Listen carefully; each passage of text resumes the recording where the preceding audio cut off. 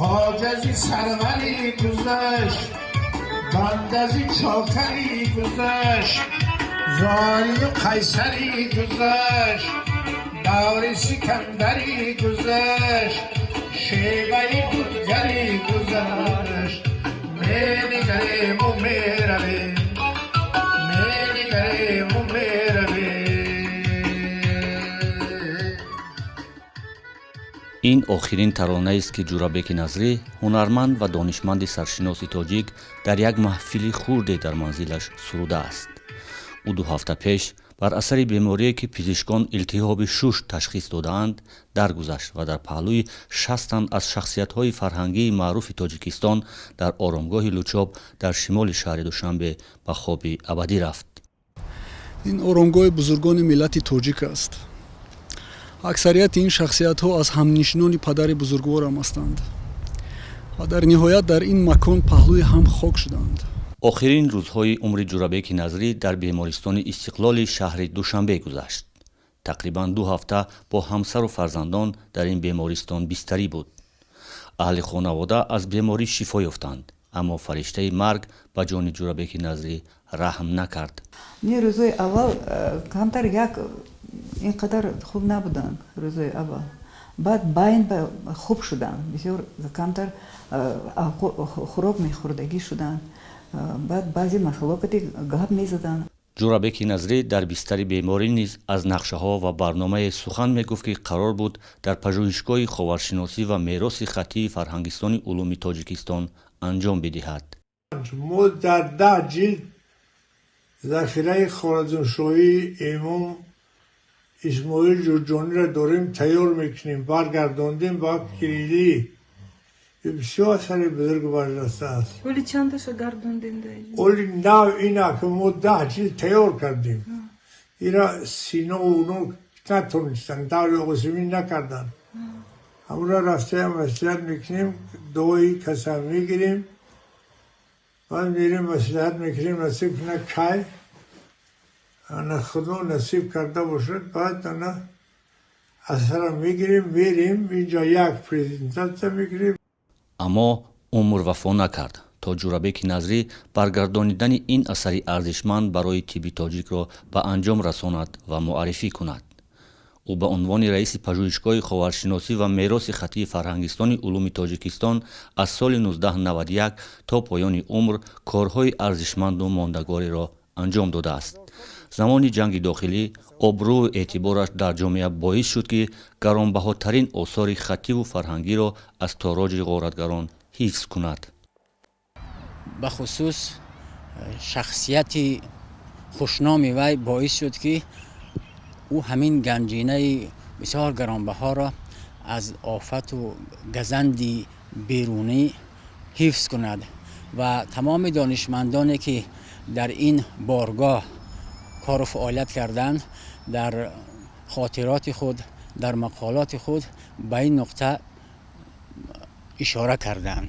дар гузашта худи ҷурабеки назрӣ ҳам дар мусоҳибае ба ин нуқта ишора карда буд. хак мешнохтанд, ҳеҷ кас озорум намедод. нисфи шаба меомадам, як бор кадом бепасаро меян мебинанд ин чизи чорави иноҳо маъқул мешава, мебарем инон ки хай اونا هم میگن زود خودم رسیدم آمدم گفتم که کار زشت نکنه بچه اینجور نیه مرکز علم است اینو چی میخوای گرفتن. дар соли 2007 ҷурабеки назрӣ барои 10 сол аз раёсати пажӯҳишгоҳи ховаршиносӣ ва мероси хаттӣ канор рафт. он замон овоза шуд ки ӯ дастхате аз китоби наводирулвақоии аҳмади донишро фурӯхтааст. ниҳодҳои зирабт 2 бор ганҷинаи ин дастхатҳоро тафтиш карданд, вале ин дастхати нодир баъдан пайдо шуд. пеш аз раиси ман замони директори институт будани академик абдулғани мирзоев девон ақулов, худо биомурзаш алиқул девон ақулов гирифта буданд барои истифода ва кори хайрам кардан, китобо ба таб расондан, ҳамон китобо гирифта истифода кардан дар хонаш. баъди воқео ки шуд, ман аз кор ки рафтам, атрофи фитноя барангехтан, мусафиди бечораро маҷбур кардан ки шумо гӯед ки ҷурабеки назрӣ китоба фурӯхт, мо аз ин бозӣ тира берун мекунем. пирамардам ҳатто ба ҳамин роҳи бад бурданд, лекин акун ростира завол нест. хушбахтона китоб пайдо шуд, لیلا خان در خانه در ارشیو اون کس بعد فوت همون کس کتاب یافتن آورد. بیچاره موسوی در اون کتاب مونده است. дар замони раёсаташ дар пажӯҳишгоҳи ховаршиносӣ ва мероси хаттии фарҳангистони улум ҷурабеки назрӣ аз манобеи мухталиф дастхатҳои нодирро ҷамъоварӣ кардааст. در زمینه دوستی از خانم گلرخسار گرفتم تگ 300 نسخه چاپ سنگی و چاپ نسخه های خطی و چاپ سنگی از اهرال مختاروف اکادمیک اهرال مختاروف که سالهای 50 و 60 70 از گوشه و کنار تاجیکستان گیر آورده بود. کتابای بسیار خوب بود. 285 نسخه های خوب اونجا گرفتم. پولش از دیگر جای افتاد دادم گذاشته بودن. خدا شاید میتونستم نسخه های خطی همش بگیرم خانه خودم. برای این کار زیشت نکردم. کارمندان پژوهشگاه خاورشناسی و میراث خطی دوره ریاست جورابک نظری را برای علم تاریخ نگاری و شناخت میراث خطی در تاجیکستان مفید ارزیابی میکنند. از مهمترین کارهایی که در این سالهای اخیر مرکز ما انجام داد همین نشر دو جلده نوادر الوقایع بود زیر نظر استاد جورابک نظریف و کلیات سعیدی نصفی در 700 صفحه و آثار شمس‌الدین شاهین در 3 کتاب جداگانه، هم دیوان اشعارش، هم مثنوی هایش و هم بدایع الصنایع به طور جداگانه چاپ و منتشر شدند.